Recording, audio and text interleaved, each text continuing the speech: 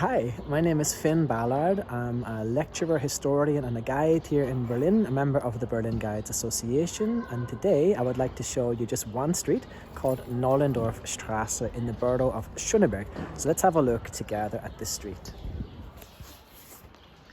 So this is Nollendorfstrasse. Let me first tell you a little bit about Schöneberg itself. Now, there's been some kind of settlement here since the 13th century, but by the late 1800s, Berlin itself, starting about 3 kilometers away at the Brandenburg Gate, was getting bigger and bigger, and towns outside of Berlin were really springing up. In fact, some were even becoming cities in their own right, as was Schöneberg. Schöneberg was an independent city until 1920. All kinds of incredible characters were born here or lived here at some point in their lives. Marlene Dietrich was brought up in this area. She has a lovely song called It Was in Schöneberg in the Month of May, which is very fitting to listen to at the moment.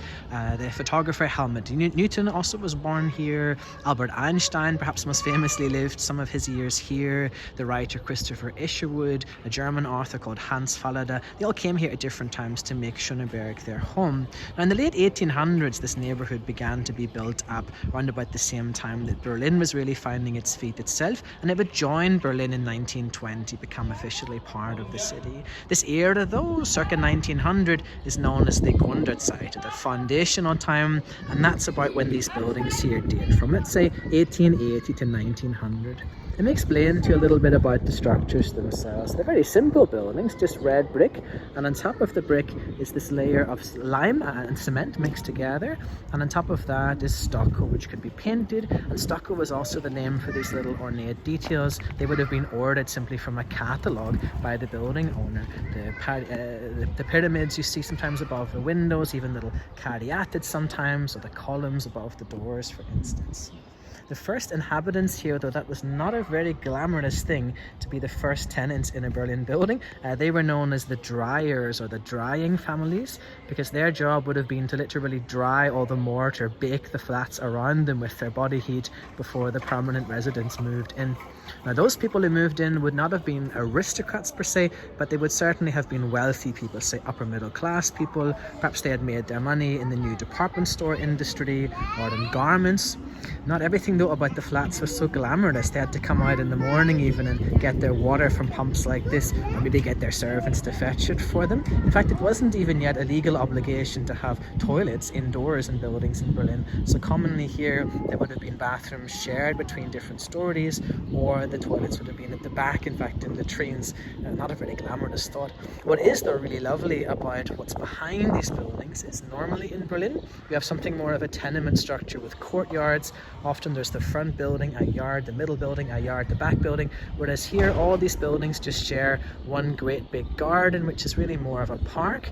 And so you have just here half the flats facing the street, a staircase in the middle of the building, and the other half facing that great big courtyard.